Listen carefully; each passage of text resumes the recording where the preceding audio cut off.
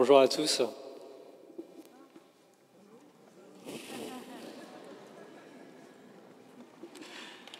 Alors il y a quelque chose que Sœur Tabitha a dit ce matin qui m'a beaucoup marqué. Elle disait que faire l'expérience de l'amour de l'Esprit Saint, de l'amour de Dieu à travers l'Esprit Saint, engendrait une certitude dans l'amour de Dieu et dans la foi. Et que cette certitude engendrait ensuite la véritable liberté. Et ça m'a beaucoup touché parce que je pense que je suis passé par un processus similaire et c'est ce que je vais vous partager maintenant. Et pour ça, il faut que je vous raconte un petit peu d'où je viens et le travail que le Seigneur a fait dans ma vie. Et parfois, le travail est d'autant plus difficile quand on pense qu'on est un bon chrétien. Et là, le Seigneur a encore plus de travail à faire et c'est pas toujours facile de déconstruire ce qu'on a en tête. Comme disait Sœur Tabitha, je suis d'origine un petit peu exotique. Je viens de Madagascar et j'ai aussi des origines chinoises. C'est pour ça que ça porte un petit peu à confusion. Je suis un Chinois d'Afrique ou un Chinois, selon certaines personnes. Je l'accepte, je ne vais pas me vexer. Et je suis né dans une famille catholique, même si de par mes origines chinoises, quand j'étais petit, on m'amenait aussi au temple bouddhiste. Voilà, dans les îles et je pense en Afrique de manière générale, les choses sont souvent mélangées, malheureusement, et on ne se rend pas forcément compte de ce qu'on fait. Après, on a tout arrêté quand j'avais à peu près 16 ans. En fait, ma mère a découvert le renouveau charismatique. Il s'est pris une effusion de l'Esprit Saint qui l'a complètement chamboulé, un petit peu comme dans ce rassemblement. Et là, j'ai vraiment vu ma mère changer. Ma mère était quelqu'un d'assez anxieuse, quelqu'un qui broyait beaucoup du noir. Et le fait d'avoir vu cette femme que j'aimais devenir très apaisée, beaucoup plus aimante, ça m'a montré déjà à ce moment-là qu'être catholique, c'était pas juste aller à la messe tous les dimanches et s'ennuyer, qu'il y avait quelque chose de profond qui vous transformait. Et ça va me prendre quelques années avant que ça m'arrive à moi-même. Peut-être aussi parce que souvent, quand on est ado, on n'a pas envie de vivre la même chose que ses parents. Et du coup, moi, je voulais pas du tout du renouveau charismatique, ça m'intéressait pas. Je trouvais que les gens étaient trop excités, que moi, j'avais un tempérament beaucoup plus calme et que donc, c'était pas mon truc. Ensuite, je suis arrivé en France et au début de ma vingtaine, avec la découverte de la liberté, la fausse liberté cette fois-ci, pas cette vraie liberté qui vous fait entrer dans les plans que Dieu a pour vous, mais cette fausse liberté qui rime plus avec permissivité. Et donc lier un petit peu la vie dans le monde et toujours une recherche de Dieu. Et le soir, quand je priais, alors c'était en dents de scie, mais je savais que Dieu était là. C'était pas une certitude, mais Dieu était là. Et puis c'était sans cesse des allers-retours où je m'éloignais de lui, après je revenais, c'était jamais stable. Et puis il y avait aussi que dans ma vie à ce moment-là, ma vie je la gérais d'une manière qui n'était pas en Dieu. Tout à l'heure, on a fait cette démarche où on se disait on veut vraiment vivre en donnant les rênes au Seigneur, en lui faisant confiance. Et ben moi j'étais pas du tout dedans. Vous savez, pour revenir un peu sur mes origines, vous avez le cliché de l'étudiant asiatique qui est bon à l'école et qui réussit tout. Eh bien, moi, mon identité, c'était de rentrer dans ce cliché. D'autant plus quand vous avez des parents qui vous envoient de l'étranger faire vos études supérieures dans un pays comme la France, eh bien, vous avez cette pression de la réussite. Et donc, moi, je mettais tous mes efforts dans mes études et dans le travail que j'allais avoir après. Et en travaillant beaucoup, j'ai plutôt bien réussi. Et donc j'ai fait une école de commerce, j'ai commencé à travailler dans une entreprise très sélective et moi je pensais que j'avais en fait réussi ma vie. Je gagnais pas mal d'argent en tant que junior et j'avais toujours ma foi, mais elle était vraiment secondaire. Et j'avais ma vision complètement orgueilleuse de comment servir le Seigneur. Voilà, je me disais, là je vais avoir une belle carrière, et puis après avoir acheté 3-4 appartements, eh bien, je ferai plein de donations à l'église, et puis le Seigneur sera 50 ans, j'aurai une plaque quelque part qui va dire « Merci Larry Locke pour ce don très généreux ». Et en fait, pour moi, c'était ça. Servir le Seigneur, c'était réussir dans le monde. Et puis à côté, un petit peu, donner un petit pourcentage au Seigneur, mais pas trop. Et je me souviens que j'avais un ami qui était athée et qui m'appelait le fils prodige. Il me disait « Ah, toi, fils prodige, tes parents doivent être tellement fiers ». Et à ce moment-là, je ne me rendais pas compte que c'était prophétique. Et lui ne le savait pas. Mais le fils prodige, vous savez, c'est celui qui va tout perdre avant de revenir dans les bras du Seigneur. Et en fait, c'est ce qui m'est arrivé, puisque quand on est têtu et qu'on pense avoir raison, parfois le Seigneur, pour vous faire changer de direction, il n'a pas d'autre choix que de fermer brutalement des portes. Et donc, j'ai perdu mon super job qui payait très bien. Et pour moi, c'était le plus gros échec de ma vie. Moi qui avais mis tout dans mes études et dans mon travail, je me suis fait virer. Et ça a été vraiment... voilà. Pour moi, c'était un grand échec. Et il n'y avait pas juste l'échec d'avoir perdu son travail. Il y avait aussi le fait que, étant d'origine étrangère, au moment où j'ai perdu mon travail, j'ai aussi perdu mon visa. Donc je suis passé du jeune homme qui pensait avoir tout réussi, qui partait en costard, en boulot le matin, à un sans-papier. Voilà. Et je faisais la queue le matin à la préfecture avec les autres immigrés sans-papier. Et à côté de moi, il y avait celui qui était arrivé en bateau. Et de l'autre côté, un réfugié politique. Et il n'y avait absolument aucune différence. Là, mes diplômes et tout ce que je m'étais dit qui faisait ma richesse et ma force, ça ne changeait plus rien. Et c'est dans ces moments-là, évidemment, qu'on revient un petit peu plus vers le Seigneur en s'abandonnant vraiment parce qu'on n'a plus rien. C'est facile de dire « oui, je m'abandonne au Seigneur », comme je vous disais tout à l'heure, en donnant juste un petit peu le surplus. Mais quand on n'a plus rien et que la seule personne vers qui on peut se tourner, c'est le Seigneur, et bien là, on s'abandonne vraiment. Alors je ne vous conseille pas de tester cette méthode, je vous conseille d'apprendre à vraiment vous abandonner et à ne pas attendre de ne plus avoir rien du tout pour vous abandonner. Mais donc, c'était pendant cette saison que je me suis mis à chercher le Seigneur beaucoup plus profondément. Et donc, je suis arrivé un été à ce fameux camp. C'est vraiment pas pour faire de la publicité, mais voilà, c'est un fait. Il y a beaucoup de fruits sur ce camp qui s'appelle maintenant With Me, où j'ai rencontré notamment Eve-Marie à l'époque. Et donc, c'était un camp charismatique, voilà, dans ce but d'équiper des jeunes pour qu'ils puissent grandir dans l'esprit et utiliser les charismes de l'Esprit Saint pour servir le Seigneur. Honnêtement, moi, j'étais pas tant là pour rechercher les charismes, j'avais juste envie de prier. Et donc, c'est un camp qui dure à peu près une semaine. Et au fil des jours, je sens que vraiment le Seigneur est en train de travailler mon cœur. Je vais pleurer tout le temps. Et ça, quand vous êtes un mec, c'est un petit peu humiliant, mais il faut s'y faire. Et le Seigneur, vraiment, après tout ce que j'avais vécu pendant ce temps où j'étais sans papier, où j'ai dû travailler au black sur des marchés, vous vous rendez compte de passer de travailler à la Défense à vendre au black sur un marché, eh bien, là, vraiment, vous avez... Voilà, votre humilité, elle a vraiment été travaillée et le Seigneur, il peut travailler en vous. Et je me souviens que à la fin de ce camp, on célébrait la messe pour terminer ce camp.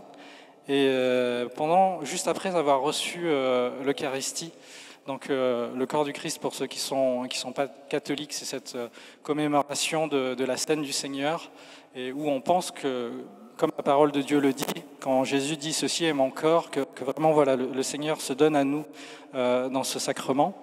Et au moment de recevoir l'Eucharistie, à ce moment-là, je me suis senti vraiment très bizarre, comme si quelque chose de très doux, mais en même temps très fort, travaillait en moi. Et j'avais les yeux fermés, et je voyais comme mon cœur qui fondait dans le cœur de Jésus.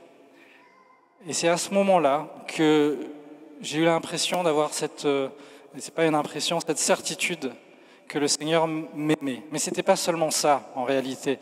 Parce que dans ma prière, ça m'était déjà arrivé de sentir l'amour du Seigneur. Ça m'était déjà arrivé aussi d'avoir ce cœur brûlant et de me dire « j'aime le Seigneur ». Mais à ce moment-là, dans cette Eucharistie, c'est comme si moi je lui disais « je t'aime », lui me disait aussi « je t'aime », et qu'ensemble, tous les deux, on se disait « et si on faisait quelque chose de cet amour ?» Si on manifestait cet amour ensemble. Et c'est un temps qui a duré, qui m'a semblé durer très longtemps, alors que c'était juste le temps de faire quelques louanges après l'Eucharistie. Et pour être tout à fait honnête avec vous, c'était tellement étrange et tellement puissant que je ne l'aurais pas cru si, en fait, le prêtre qui célébrait cette messe ne l'avait pas confirmé par une parole de connaissance et qu'il avait dit, en ce moment, il y a certaines personnes qui ont reçu une grâce de sentir l'amour de Dieu à travers l'Eucharistie d'une manière particulière. Et c'est à ce moment-là que je me suis dit, je ne vis pas un espèce de délire psychotique. Et à ce moment-là, je me suis abandonné, voilà, vraiment dans cet amour abondant du Seigneur. Et jusqu'à aujourd'hui, en fait, je m'en souviens de ce moment. Je ne l'ai plus jamais vécu. Ce qui était au début quelque chose de très frustrant, parce qu'en tant que catholique, on va souvent à la messe, on reçoit souvent l'Eucharistie, et je me souviens que ce prêtre qui avait confirmé ce que je vivais par une parole de connaissance avait aussi dit, en parlant à la première personne, « Voilà mon amour, je suis disponible pour ça tous les jours ». Quand j'ai entendu cette parole, je pensais que toutes mes communions allaient être comme ça, et qu'à chaque communion, j'allais être transporté dans un tourbillon d'amour avec le Seigneur, et j'ai été bien déçu. Et pendant 1 an, j'ai espéré que j'allais avoir une communion comme celle-ci, au point où je suis revenu l'année suivante au même camp d'été. Je suis revenu à Wizmi en pensant que à la messe de Wizmi, je vais revivre ça. Et en fait, j'ai réalisé que c'était une grâce de sentir, voilà, que le Seigneur m'accorde de vivre et d'avoir cette sensation sensible, mais qu'au final, cette communion d'amour qu'on a avec le Seigneur, on l'a tous à travers la communion, à travers notre prière intérieure, quand vraiment on offre notre cœur au Seigneur. On la vit tout le temps. Et c'est en ce sens que cette parole était vraie, quand ce prêtre disait, dans l'esprit, Jésus est disponible tous les jours pour ce moment. Et donc, à partir de cette expérience de la certitude de l'amour du Seigneur, ma vie a commencé à changer. Entre-temps, merci Seigneur, j'ai réglé mes problèmes de papier. Et la première chose qui m'est arrivée en tête, c'était de se dire, bon, maintenant que j'ai mes papiers, je vais refaire mon CV, je vais rebosser dans une bonne boîte. J'ai eu cette tentation de me dire, je vais prendre ma revanche. Et puis, on est sur LinkedIn à regarder ce que les collègues sont devenus. Un tel est passé manager, un tel a été muté dans une super grosse boîte. C'est bon, je vais rattraper le retard. Et là, le Seigneur me disait, Coco, je pense que t'as toujours pas compris la leçon. Et à ce moment-là, je sentais que le Seigneur m'appelait à vraiment lui donner ma vie.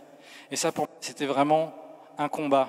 Parce que j'avais ce blocage qui était de vouloir contrôler ma vie, de vouloir avoir une bonne carrière, d'avoir cette peur de ne pas pouvoir subvenir à mes moyens. Il y avait cette peur de la précarité que j'avais plus ou moins connue pendant cette période un petit peu stable, et j'avais envie de sortir de là.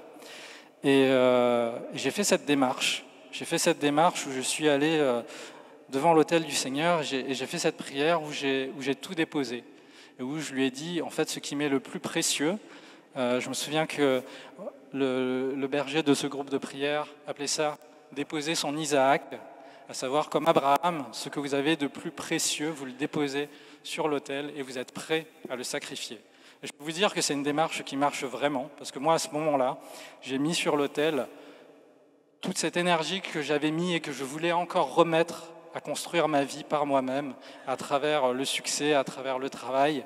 Et à ce moment-là, j'ai déposé ça devant le Seigneur. Et je vous assure, c'est vraiment, il y a un avant et un après. Cette peur et cette obsession de vouloir réussir dans la vie a disparu. Et une fois que j'ai retrouvé mes papiers, je suis devenu missionnaire en vivant sur des donations, ce qui était le contraire d'absolument tout ce que je voulais vivre. Vivre de donations en étant missionnaire, Et en ayant fait ce oui, en ayant déposé cet Isaac, en me débarrassant de ce fardeau que j'avais sur les épaules pour avancer dans le plan que le Seigneur avait sur ma vie, eh bien, j'ai pu vraiment faire cet acte de foi, renforcé aussi par cette certitude de l'amour du Seigneur que j'avais vécu et qui me disait, en fait, il est vraiment attentif à tout ce que je vis. En fait, il m'aime vraiment et je peux lui faire confiance. Voilà, je lui dis oui. Et donc, je suis devenu missionnaire pendant à peu près 3 ans. Et j'ai vécu des choses incroyables. En fait, j'étais dans la même communauté qu'Ave-Marie, donc ce qu'elle vous racontait tout à l'heure, je vous rassure, Ave-Marie n'a pas mitonné. On a vraiment vu des guérisons miraculeuses, on a vu des sourds se mettre à entendre, on a vu des aveugles se mettre à voir.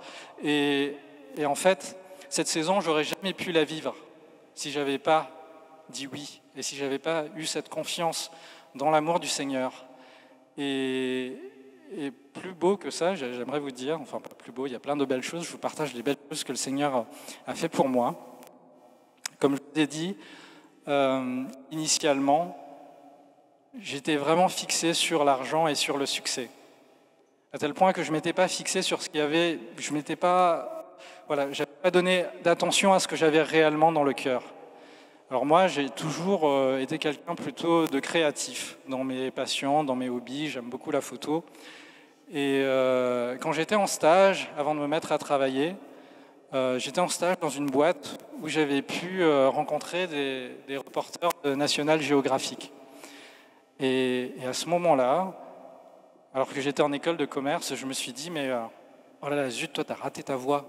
Quand je voyais ces types qui partaient voyager à travers le monde et vivre des aventures, je me disais, mais zut, t'aurais dû faire ça.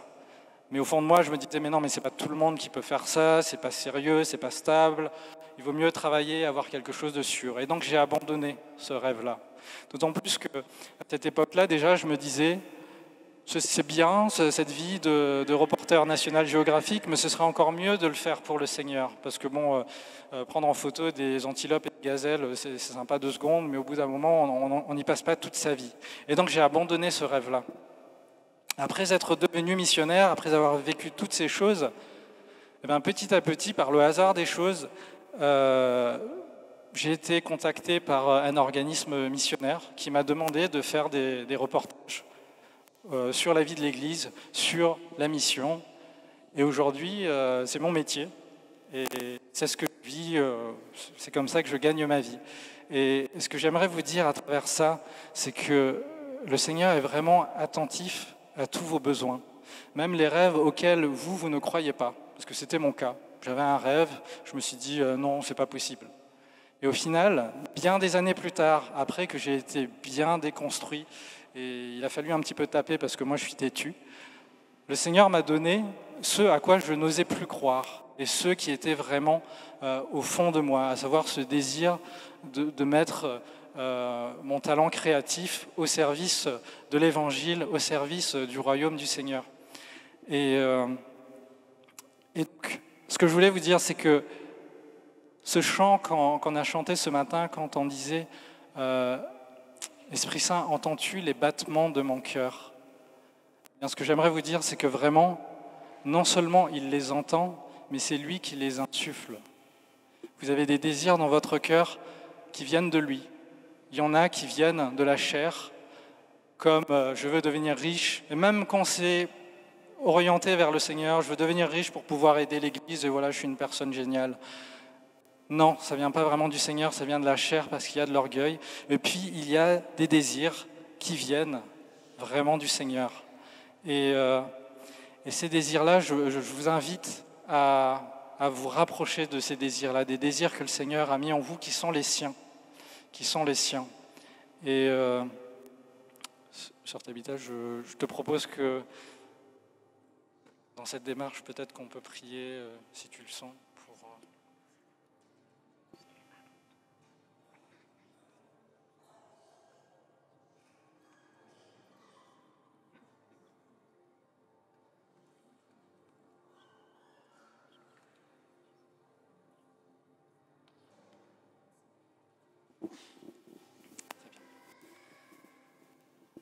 Alors je vous invite, chers frères et sœurs, pour rentrer dans ce plan que Dieu a pour votre vie, à d'abord vous délester de ce qui est lourd et ce qui vous empêche de marcher dans ce plan du Seigneur.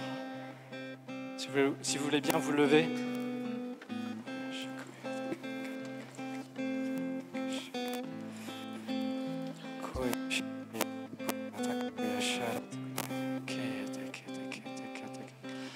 Alors, comme je vous partageais tout à l'heure, il y a des choses dans notre vie qui nous empêchent d'accepter ce que le Seigneur a pour nous.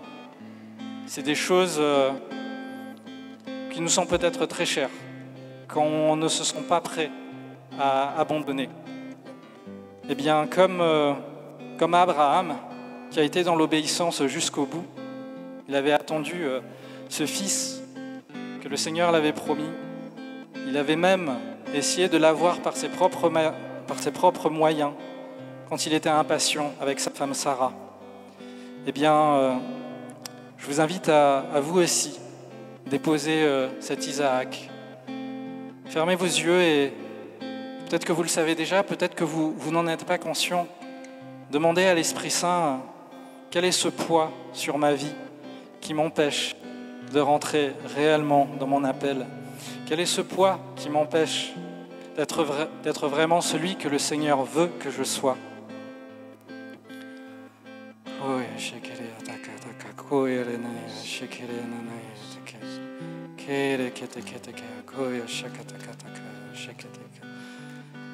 Saint-Esprit, je te demande de révéler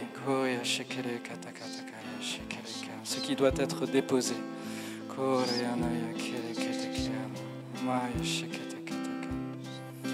Peut-être que vous savez déjà, peut-être que pour certaines personnes c'est enfoui. Alors Saint-Esprit, viens révéler. Peut-être que ces choses ce sont des relations, des promesses que vous avez faites.